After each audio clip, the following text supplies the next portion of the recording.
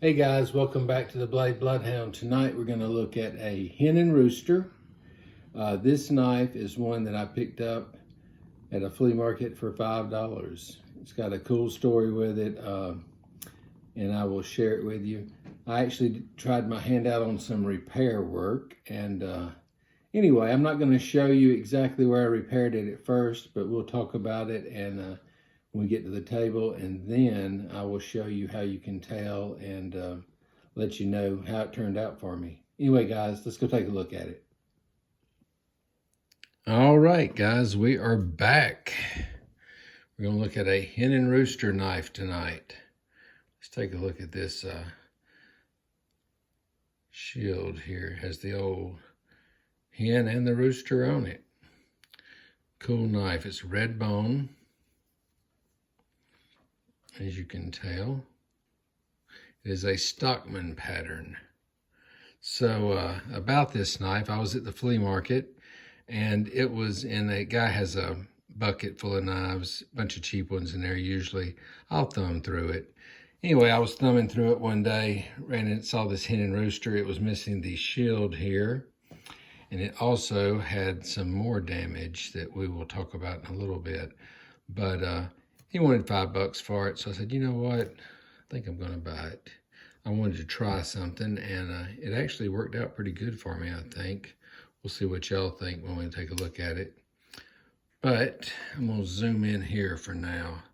So the old Hen and Rooster on the main blade will say, wow, that light is bright. Hen and Rooster, world's finest cutlery. Has the old Hen and Rooster there. On the tang stamp here, it has Solingen Germany.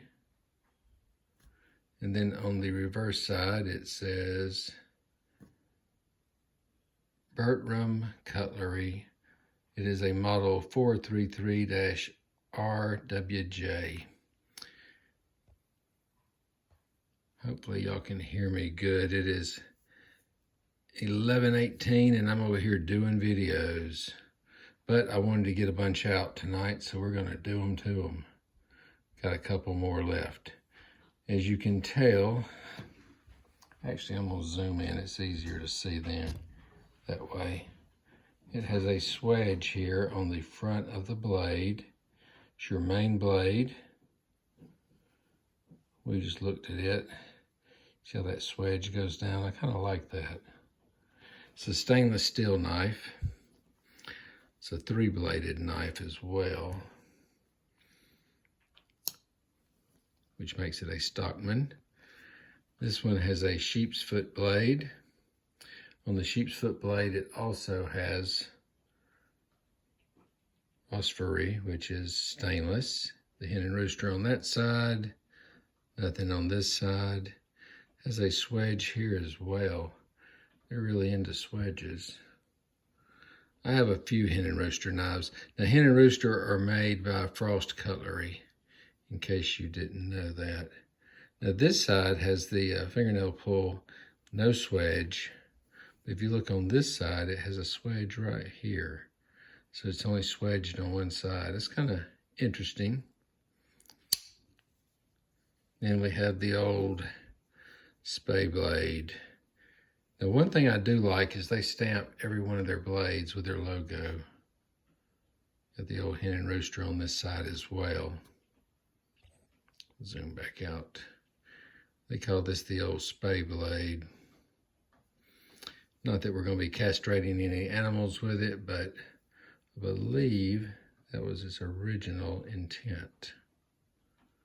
Or that's what they were made for.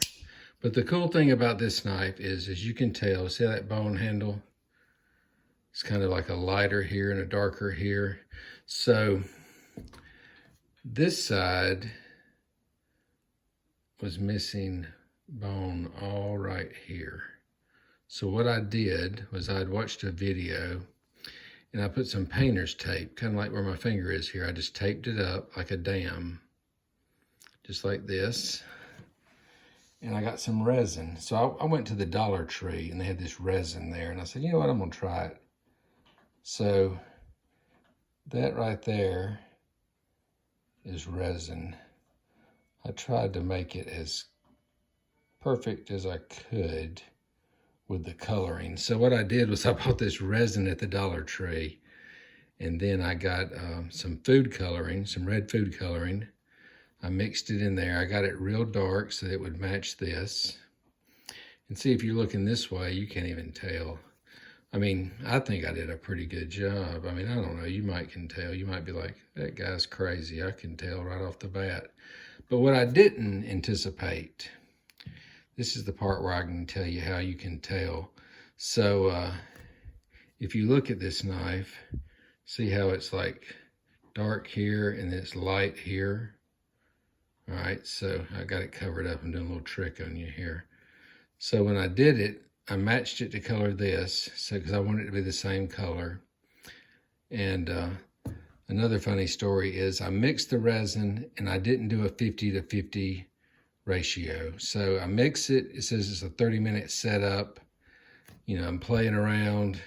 30 minutes later, I go over there, it's still dry, not still dry, it's wet. And I'm like, darn, this is still wet. What is going on? So I let it sit overnight. The next day, still wet. I wait almost 2 days and it's still wet.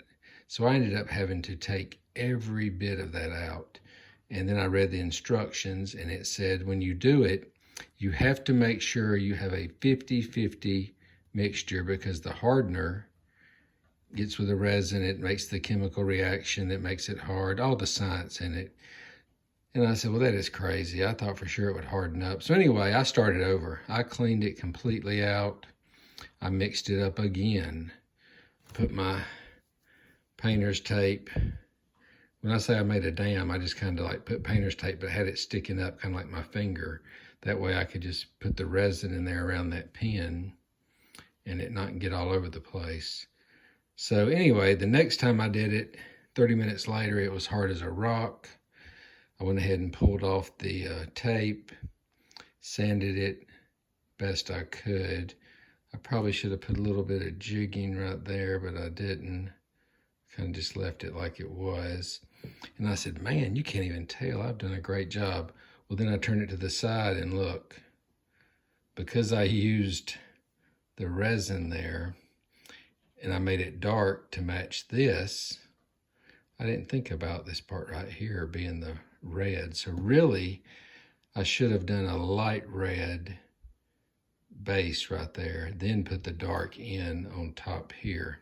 But, you know, you learn. I mean, this was my first really knife repair. I mean, I'm by no means an expert on it, but I wanted to try it out.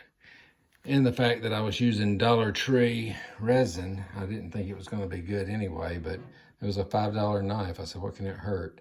So anyway, I put it in. I mean, it's hard as a rock. I mean, feels great, but you see how it's dark? So you can tell I did a repair there. But no big deal. It's a user. It's a knife that, you know, you'd carry in your pocket and use. So I didn't mind it. Also, that shield was missing, so I contacted Hen and Rooster to see if I could buy one. And they said, well, we only have 2 size shields, so we'll just mail it to you and it's free. Don't worry about it. I said, all right, cool. So it came in, I glued it in. I didn't epoxy it. I just used a high industrial super glue that I think will last in there probably longer than the glue they had for sure. But it was a cool knife. I mean, a $5 find. I mean, tell me if you would buy it. I mean, I would have bought it. I did. I'd buy a handful of them like this for $5. Give them to friends. But a good knife. I mean, it's a good, I put a little edge on it. Got a little sharp here. So it's got a good edge on it. I didn't know how the steel would sharpen as far as, you know, it being a, well, I shouldn't say that. I was about to say it being made by frost, but I didn't know how good it would take an edge, but it did good. It did real good. I just used an old ceramic rod and went over it, and I mean, it's sharp as a little razor. I wish we could see that a little better. See if I can do it this way. Okay, there you go. Hen and Rooster World's finest cutlery. See some scratches there. I mean, it was a used knife. This guy that had the bucket full of knives, a lot of times he will have, I don't know, a bunch of cheap knives in there. I'm trying to think of some of the brands. I really don't know them all because I don't never buy them, but he'll have a bunch of cheaper knives in there. He puts $5 a piece on there.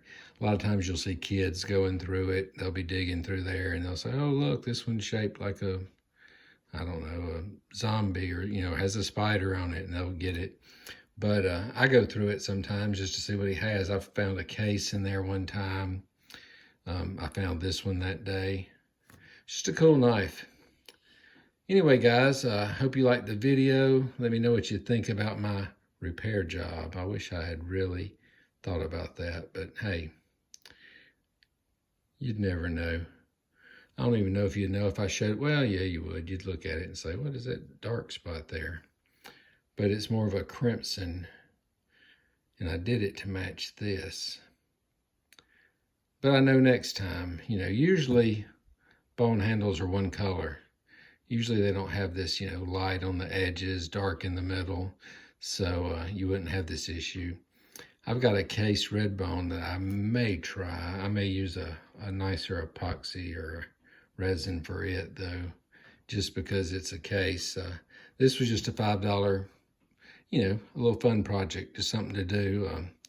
Took me all of, well, I would say 10 minutes, or not 10 minutes, an hour, but it really took longer than that because I waited 2 days for the first recipe to dry that never would dry. So if you're going to use resin, remember 50-50.